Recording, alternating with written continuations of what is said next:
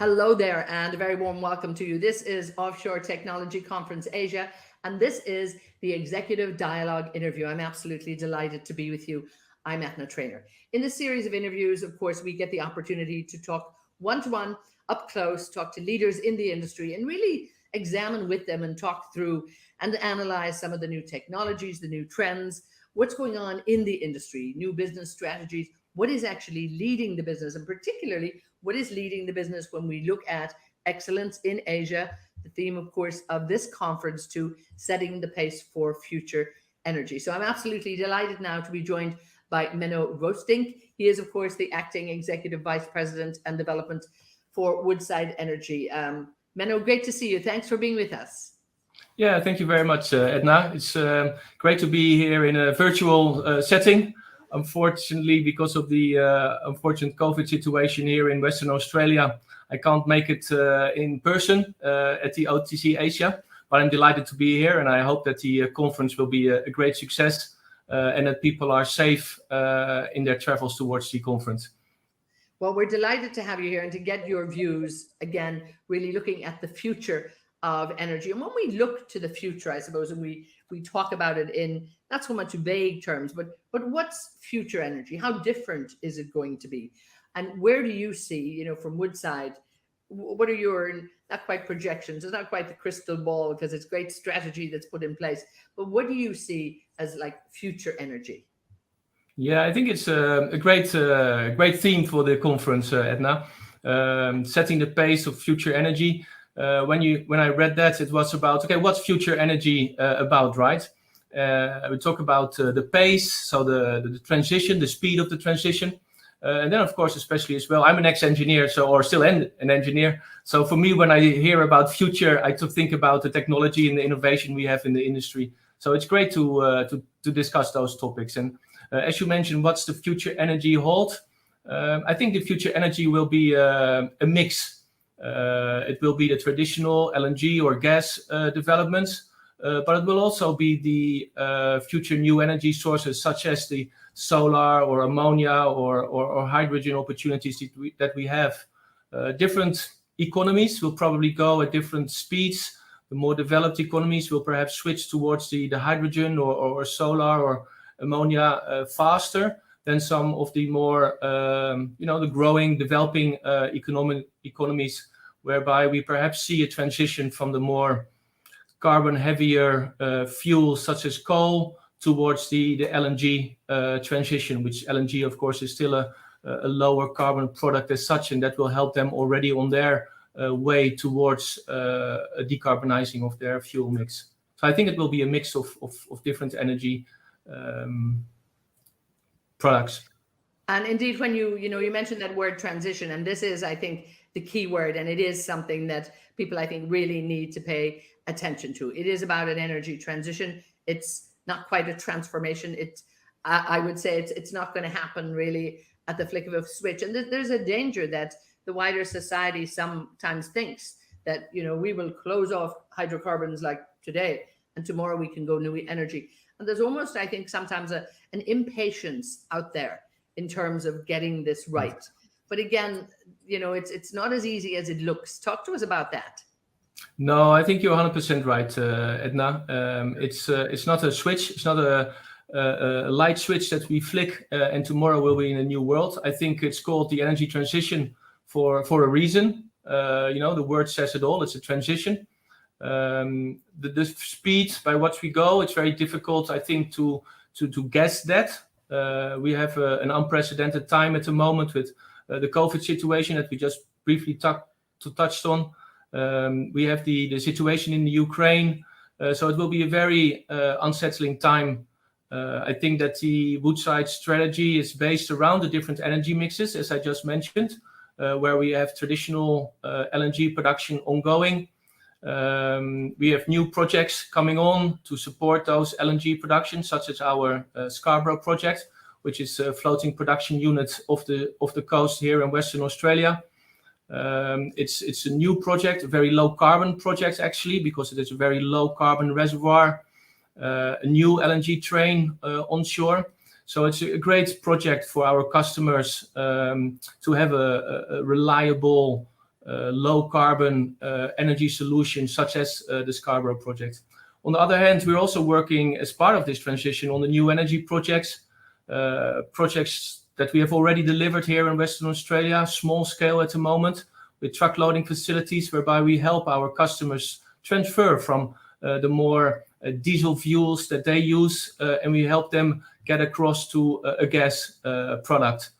In the same mix for those hydrogen and ammonia products, we have different projects around the world. Here in Western Australia for liquid hydrogen, Tasmania with renewable ammonia products, in the USA, again, liquid hydrogen.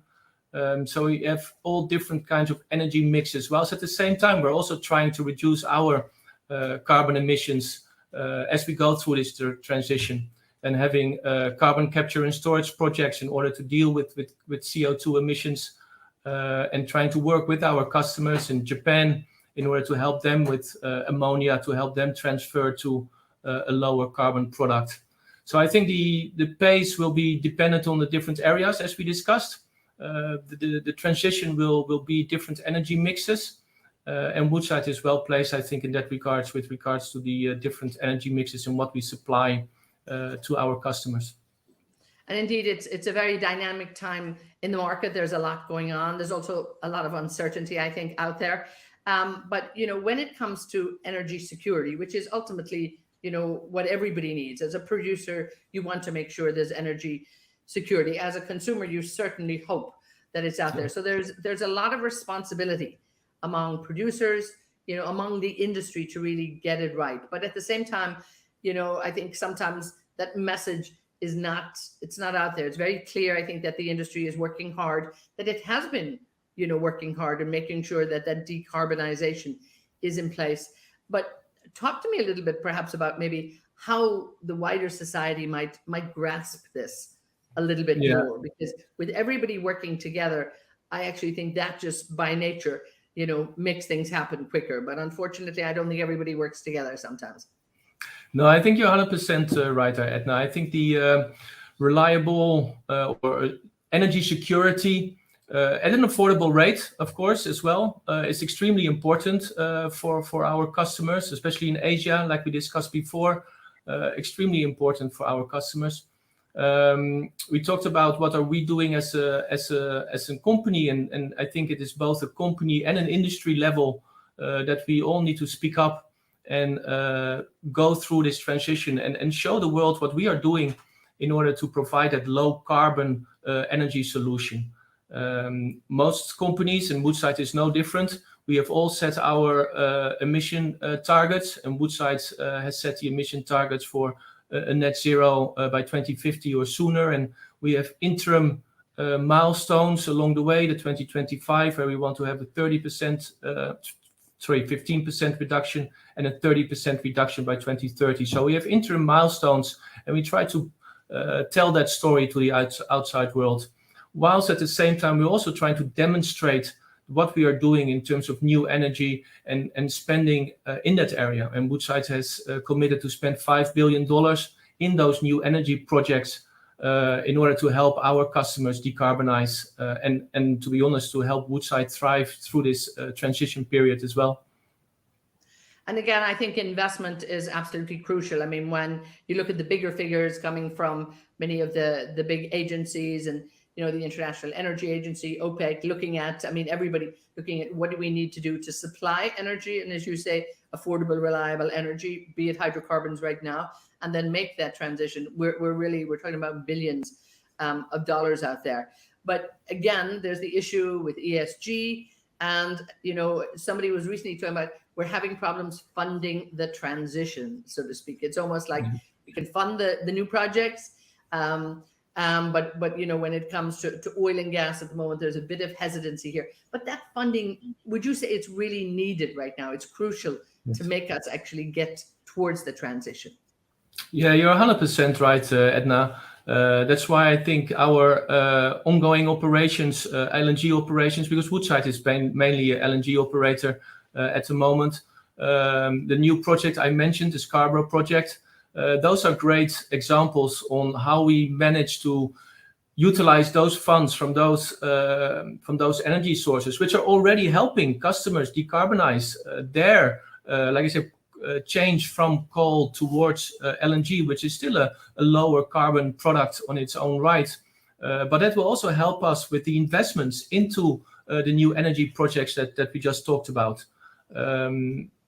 It needs to be affordable energy. So I think that, as you mentioned, we need to have that funding from the existing projects in order to help us invest in the new energy projects. Talk to me about the importance of partnership in this industry. You talked about that, and indeed leveraging the great technology that is out there. I mean, we talk to so many players in the industry, and nobody is working in a silo. Nobody can work in a silo. But perhaps talk to me a little bit about the microgrid BSS system, again with ABB, and just give us a feel for that collaboration. Yeah, it's a great example, and thanks for bringing it up, Edna. It's an initiative that started off as an opportunity to reduce our emission profiles on one of our existing offshore platforms here in West Australia. On the platforms, we generate energy or power by running gas turbines, and all these gas turbines, of course, run on fuel gas. So the idea was born that if we could switch off one of those gas turbines that we always have running in order for backup in case of a trip on the platform, if we can switch off one of those gas turbines and have a battery backup system that doesn't need to run all the time, we can both save the emissions from the running of the gas turbines, but on the other hand also make savings in terms of cost of not burning that energy by running a gas turbine. So that idea was born, I think, roughly in 2017. We worked very closely together with the market, with the different contractors out there. And as you mentioned, in 2018, we awarded a contract for the battery energy storage system to one of our contractors, ABB. And over that time, 2018, we worked together in trying to integrate into that old facility, or an existing facility, the battery energy storage system, the BESS as we call it. It was delivered slightly later, to be honest, as expected. It is a brownfields project, but it was delivered safely, and it is working as intended. So we are able to switch off now one of the gas turbines, saving therefore fuel gas, but on the other hand also reducing our emission profiles. So a great opportunity to work together with our contractors here in the region. An initiative that, like I said, worked out well, and we have now already implemented on another project, on another platform, where we were in collaboration with another contractor, and we are now actually implemented as part of our basis of design for the Scarborough project on the floating production unit. It has now become the norm for us going forward, that we don't have these engines running all the time, but that we actually have a battery storage system. So the lessons learned that we had from that initial collaboration with ABB all the way back in 2018, the lessons learned that we had from operating the system now for the last 3 or 4 years, that all have come back together now again in the new designs of our platform. So it's a great example, as you mentioned, on how we managed to implement the lessons learned, collaborate in the contractor community or with the contractor community, and get both a cost saving and also get an emission reduction from the initiative. So yeah, it's a great project, and I think a lot of people have been proud on being part of the job. And again, I think it's the win-win there, because it's building efficiency, it's reducing emissions, it's ticking a lot of boxes. And ultimately, I think with any collaboration you do, when you get that result, it again shows you, how much it's worth to actually have those partnerships and collaboration. So it's a great project, well done, and nice to hear about that. But talk to me a little bit more, about technology and about, I suppose, the power of technology. Now, it's always been driving this industry, as you said. You're an engineer. You look at the bright minds that are in this industry. It's engineering, science, talent. It's creativity. And it must be, in a way, an exciting time for all of the key players out there when they're able to actually come up with new technology that's going to change the face of how you all work. Yes, no, 100% right, Edna. And when you talk about different technologies, we talked about the BESS system. Artificial intelligence is another one that we use. I think that our industry, over the course of all the years, have been in the forefront of a lot of technology developments, right? And Woodside is no different in that regard. Woodside is very much on the forefront of what we try to do in order to be a technology leader as such. We have our robots walking into our plants doing inspection rounds.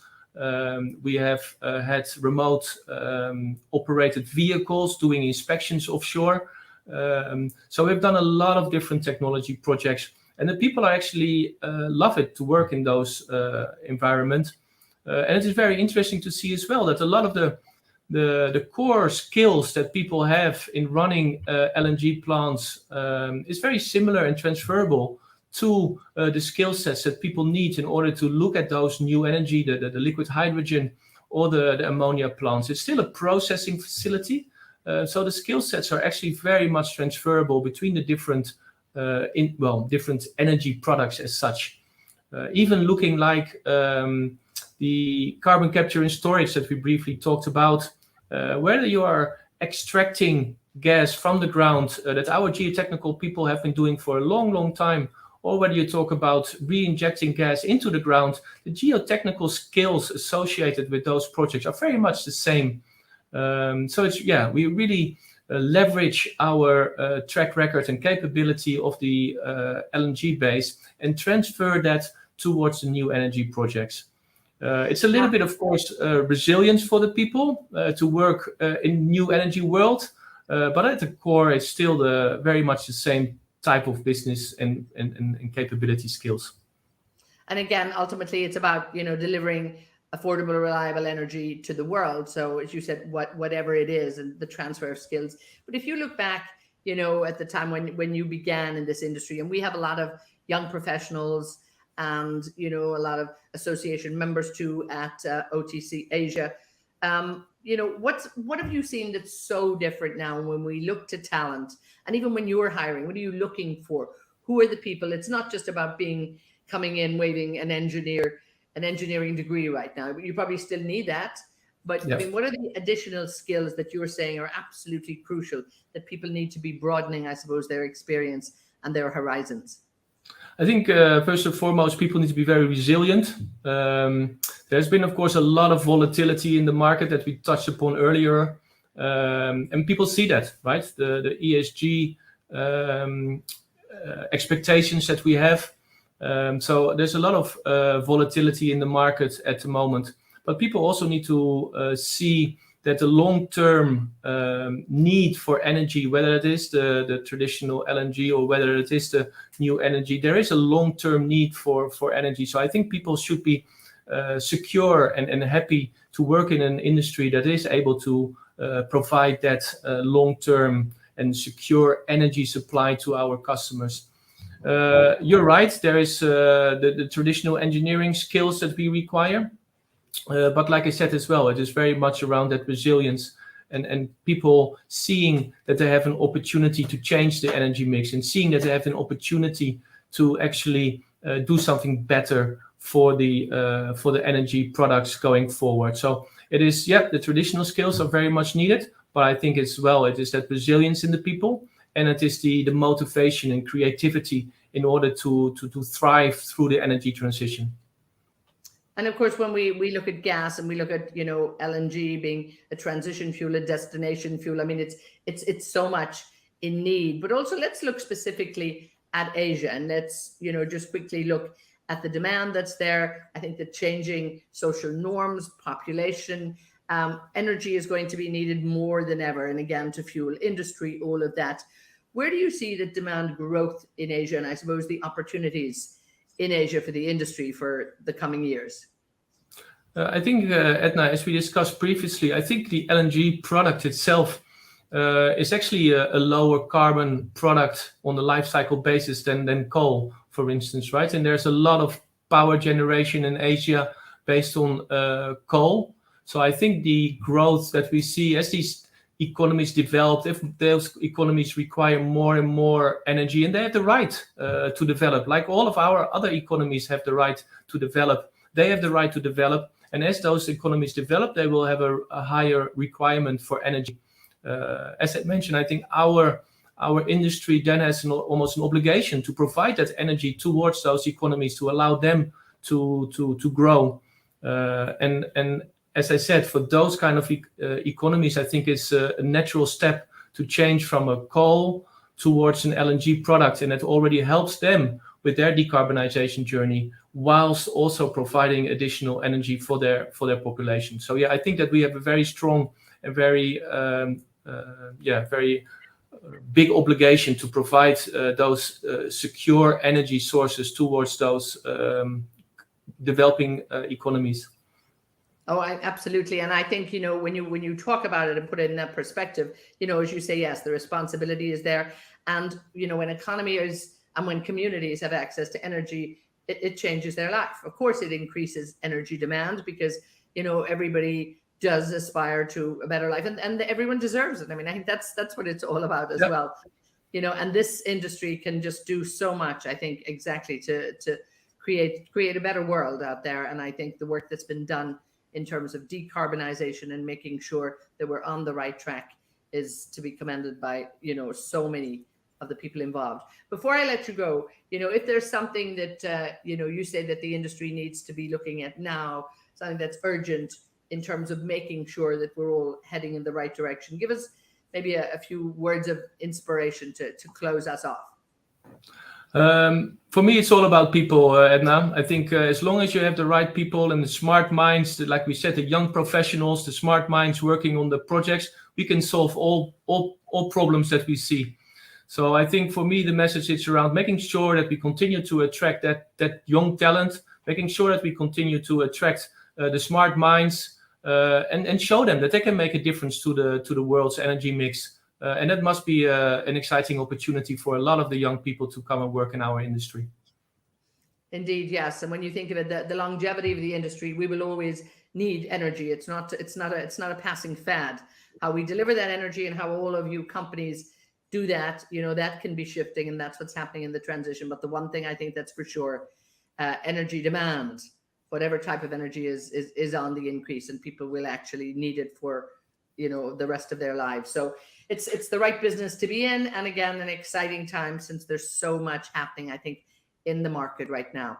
Menno, I want to thank you so much for taking the time to be with us. It's great to get your views and hear from Woodside Energy, and great to have you show up virtually and share your expertise and your knowledge. Once again, big thanks to you.